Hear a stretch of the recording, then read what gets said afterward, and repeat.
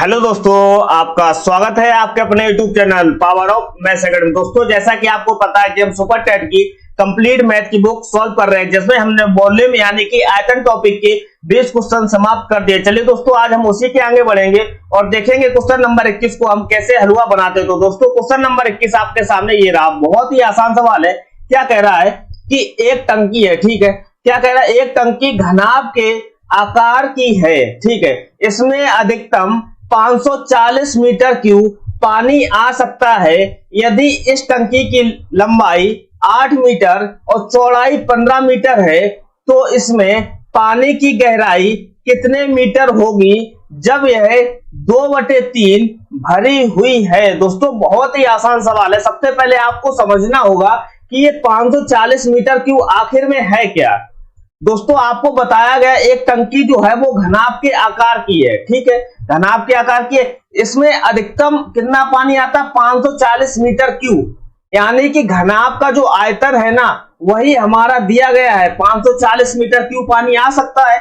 इसका मतलब इनडायरेक्टली आपको बोला गया है कि घनाभ का जो वॉल्यूम है वो कितना है, 540 मीटर क्यूब है।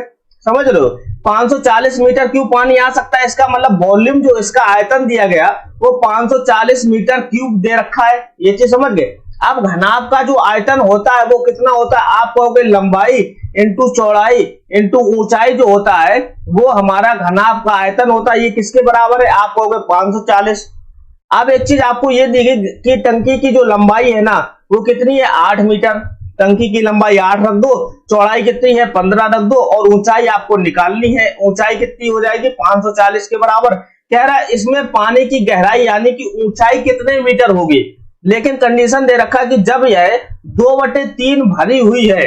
इसका मतलब पहले हम ऊंचाई निकालेंगे, फिर उसका हम 2/3 करके देख लेंगे कि कितनी ऊंचाई होगी 2/3 जब भरी हुई है। यानी कि मतलब 2/3 ऊंचाई होनी चाहिए। आप मुझे बताओ बहुत ध्यान से, 15 और 8 का गुणा करोगे, 15 8 कितना हुआ, 120 हुआ। 120 को अगर आप नीचे लाओगे तो यहाँ पर h बराबर क्या आ जाएगा, 540 बटे 120 हो जाएगा। आप कहोगे 0 से 0 खत्म हो जाएगा, ठीक है। अब 12 से काटोगे, 12 चौको 48, कितना बचा, 6 दशमलव लगाओगे 60 हो जाएगा। 12 पंचे 60, मतलब कि 4.5 हो जाएगा। ऊंचाई जो आई वो कितनी आई, 4.5 मीटर। अब आपको बताना क्या है, इसकी ऊंचाई यानी कि गहराई कितने मीटर होगी जब यह 2/3 भरी है। यानी कि ऊंचाई का 2/3 भरा होना चाहिए, तभी आपको बताना इसकी गहराई। यानी कि गहराई को हम ऊंचाई भी बोलते, कोई फर्क नहीं पड़ता, ठीक है। आप मुझे तो 2/3 भरी 3 से काटोगे कितना आएगा, 15 या पता नहीं, लेकिन दशमलव बीच में 1.5 इंटू 2 करोगे यानी 15 दूनी 30, मतलब कि 3.0 यानी कि 3 मीटर हो जाएगी। 3 मीटर मतलब option number A is the right answer. बहुत ही आसान सवाल है, बस समझने के ऊपर डिपेंड करता है। आई होप आपको समझ में आया होगा। चलिए हम बात करते हैं क्वेश्चन नंबर 22 की। तो क्वेश्चन नंबर 22 क्या कह रहा है कि एक घनाभ के 3 संगत फलकों के क्षेत्रफल क्रमशः x, y और z है, तो घनाभ का आयतन होगा। दोस्तों, इस टाइप का सवाल मैं करवा चुका हूं। इसका जो आंसर होगा क्या होगा, ऑप्शन नंबर सी होगा। कैसे होगा, कह रहा कि 3 संगत फलकों का क्षेत्रफल। आप मुझे बताओ घनाभ में क्या होता है, लंबाई होती है, चौड़ाई होती है और ऊंचाई होती है। इन्हीं तीनों का कॉम्बिनेशन से ही तो हमारा फलक बनता है। समझ रहे हो। आप मुझे तो क्या कह रहा है कि 3 संगत फलकों का क्षेत्रफल दे रखा है, यानी कि आपको दे रखा लंबाई इंटू चौड़ाई। लंबाई इंटू चौड़ाई कितना दे रखा है, यहाँ पर कह रहा है कि x है। फिर क्या दे रखा है, चौड़ाई इंटू ऊंचाई, क्योंकि क्षेत्रफल क्या होता है, लंबाई इंटू चौड़ाई, दोनों का एरिया ही तो होता है। चौड़ाई इंटू ऊंचाई दे रखा है आपको y, और आपको क्या दे रखा है, ऊंचाई इंटू लंबाई दे रखा है आपको z। आपसे चाहिए घनाभ का आयतन, यानी कि लंबाई इंटू चौड़ाई इंटू ऊंचाई चाहिए, LBH चाहिए। अब कैसे निकल जाएगा, आप तीनों का गुणा कर दो। देखो 2 बार L है तो क्या हो जाएगा, L स्क्वायर, इसी प्रकार से B स्क्वायर हो जाएगा, फिर इसी प्रकार से H स्क्वायर हो जाएगा। बराबर क्या होगा, x y z, दोनों देखो सभी में स्क्वायर है।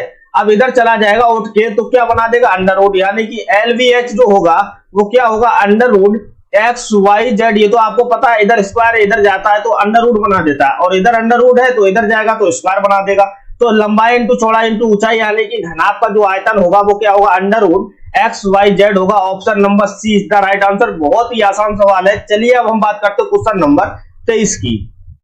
तो क्वेश्चन नंबर 23 क्या कह रहा है कि एक घनाभकार बक्सा 13 सेंटीमीटर लंबा, 11 सेंटीमीटर चौड़ा और 9 सेंटीमीटर ऊंचा है। ठीक है, एक घनाकार बक्से की भुजा 12 सेंटीमीटर है। एक घनाकार बक्सा है और एक घनाकार है। ठीक है, तनु जो है, तनु क्या करता है, इन बक्सों में 1 सेंटीमीटर भुजा वाले 3060 घन पैक करना चाहती है।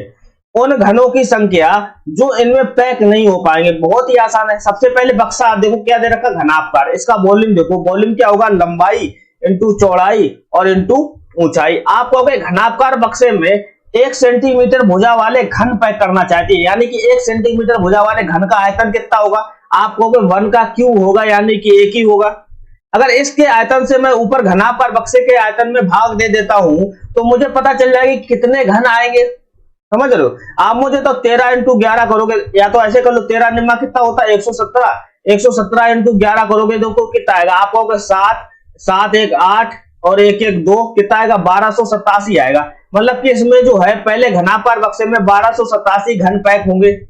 देखो ना, 1100 से 77, 11 कम 11 और 7, 18 की 8, 11 कम 11 1 12, ऐसे कर लो, कोई दिक्कत नहीं। 1287 आया।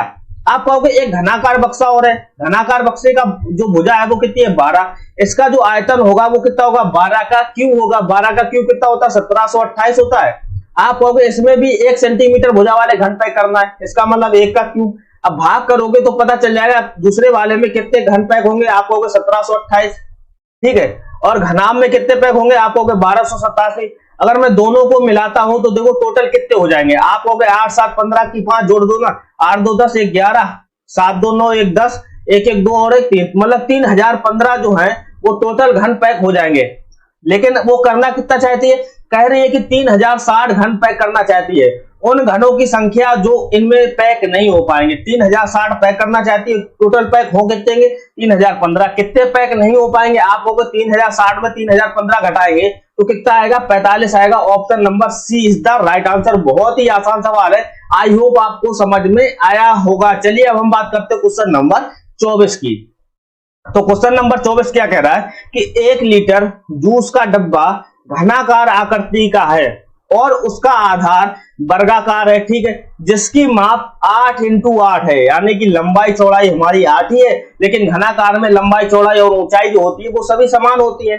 ठीक है, कह रहा है कि डिब्बे में जूस की गहराई सेंटीमीटर में है, किसके अधिक समीप होगी। सेंटीमीटर में किसके अधिक समीप होगी। जब भी जूस की गहराई ये पूछा जाए कि किसके अधिक समीप होगी तो आपको लंबाई और चौड़ाई जो भी दे रखा है, यहां पर देखो 8 इंटू 8 दे रखा है, इसको जोड़ दो, बस वही हमारा आंसर हो जाता है। ये फैक्ट है।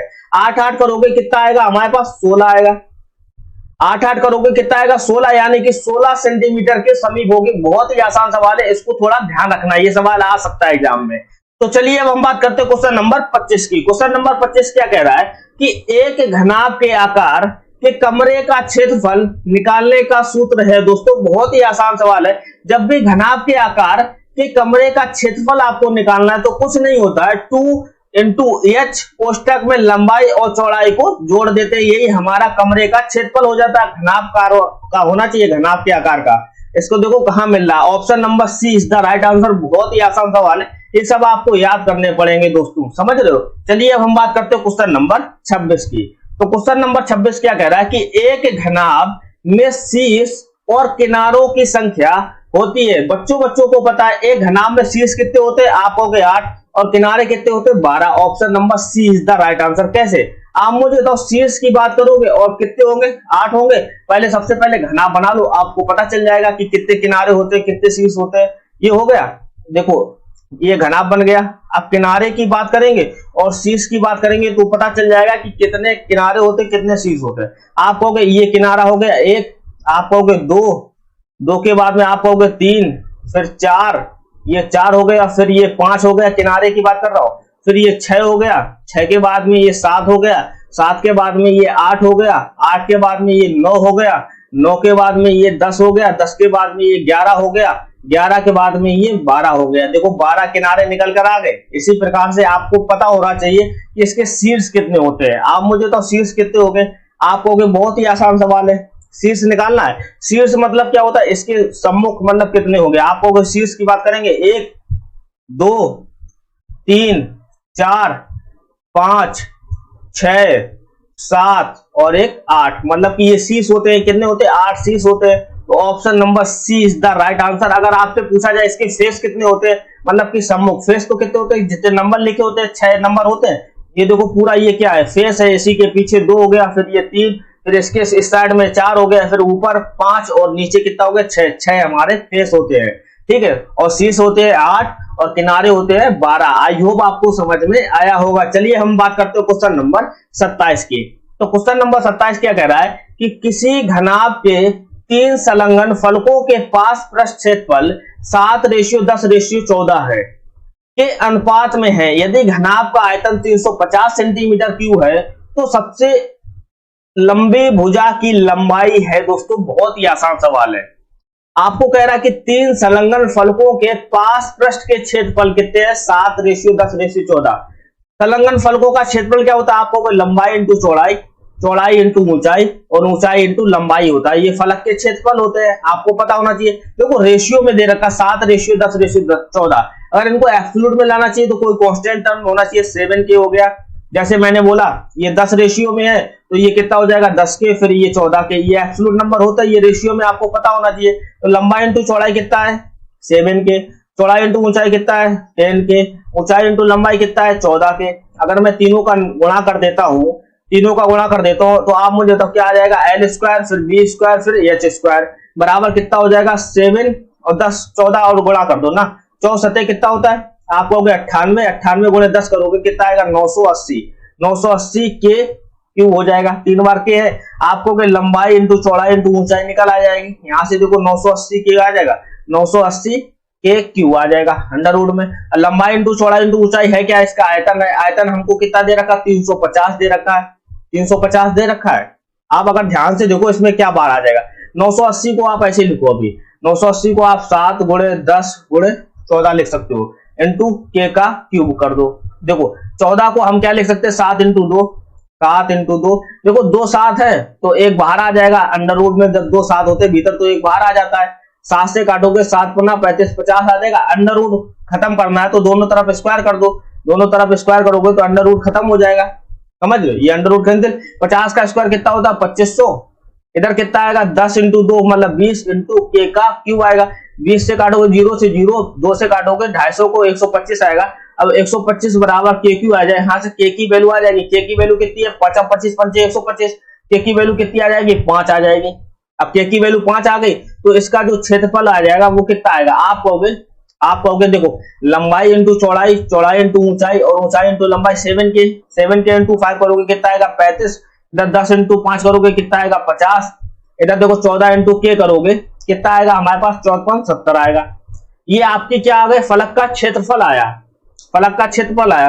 अब अगर एक चीज ध्यान से देखो कि हमारा जो लंबाई जो इसका आयतन है वो कितना होगा, जो इसका आयतन है वो कितना होगा। आपके सामने क्या निकल कर आया, आपको लंबाई इंटू चौड़ाई और चौड़ाई इंटू ऊंचाई और ऊंचाई इंटू लंबाई निकल के आई। आपको कितनी आई 35 आई, फिर 50 आई, फिर कितनी आई आपको 70 आई। ठीक है, अगर मैं तीनों का आपस में गुणा करता हूं तो इसका क्या निकल के आएगा, आप कहोगे l² फिर b² फिर h² निकल कर आएगा। कितना आएगा, अभी ऐसे ही लिख दो 35 इंटू कितना है 50 इंटू 70 है। ठीक है, अब यहां से LVH बराबर निकल कर आ जाएगा। LVH कितना आएगा, आप कहोगे LVH जो आएगा वो अंडर रूट देखो 35 इंटू 50 इंटू 70 आएगा। आपको 35 को मैं क्या लिख सकता हूँ 7 इंटू 5, 50 को मैं क्या लिख सकता हूँ 5 इंटू 10 और 70 को मैं क्या लिख सकता हूँ 7 इंटू 10 लिख सकता हूँ ना। देखो 2 5 है बाहर आ जाएगा 1 5, ठीक है, 2 7 है बाहर आ जाएगा 1 7। अब देखो 2 10 है बाहर आ जाएगा 10। यहाँ क्या निकल के आया लंबाई इंटू चौड़ाई इंटू ऊंचाई जो आई 5:7:10 आई। समझ रहे, आप कहोगे सबसे लंबी भुजा क्या होगी, आप कहोगे 5 इंटू 7 35 इंटू 10 350 आ रहा, जो कि आपको कह रहा है कि 350 सेंटीमीटर है। आपसे कह रहा है सबसे लंबी भुजा क्या होगी, आप कहोगे यहाँ देखो साफ साफ दिख रहा है ना 5 इंटू 7 इंटू 10 क्या है लंबाई इंटू चौड़ाई इंटू ऊंचाई, यानी कि सबसे जो लंबी भुजा होगी वो 10 सेंटीमीटर की होगी। Option number C is the right answer. बहुत ही आसान सवाल है, बस थोड़ा सा लॉजिक यूज करना है। चलिए अब हम बात करते हैं क्वेश्चन नंबर 28 की। तो क्वेश्चन नंबर 28 क्या कह रहा है कि साधारणतः एक किताब एक ठोस आकृति की है जिसका नाम है। दोस्तों जब भी एक किताब के बारे में बात करें, किताब हमारी कैसी होती है, आप कहोगे घनाभ के आकार की होती है। बहुत ही आसान सवाल है, जब भी आप किताब को ध्यान से देखोगे तो वो घनाभ की आकार की ही होती है। चलिए अब हम बात करते हैं क्वेश्चन नंबर 29 की। तो क्वेश्चन नंबर 29 क्या कह रहा है, दिए गए घनाभ के सभी किनारों की लंबाई कितनी होगी। जब भी आपसे बोला जाए किनारे की लंबाई कितनी होगी तो आपको कुछ नहीं करना, 4 इंटू लंबाई प्लस चौड़ाई प्लस ऊंचाई करना है। बस ये फार्मूला ध्यान रखना, किनारों की लंबाई कितनी होगी। आप देखो 10 3 13 13 और 6 19 19 रखोगे, 19 इंटू 4 करोगे, 19 चौको कितना आएगा, 76 आएगा। Option number D is the right answer. बहुत ही आसान सवाल है अगर आपको ये ध्यान होगा तो। चलिए अब हम बात करते हैं क्वेश्चन नंबर 30 की।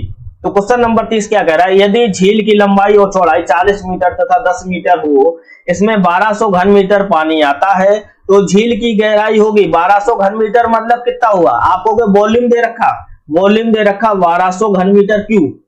आप वॉल्यूम क्या होता है, लंबाई इंटू चौड़ाई इंटू और ऊंचाई होता है, बराबर कितना है 1200। लंबाई चौड़ाई कितनी दे रखी, 40 इंटू 10 इंटू ऊंचाई आपको पूछ रहा है, यानी कि गहराई।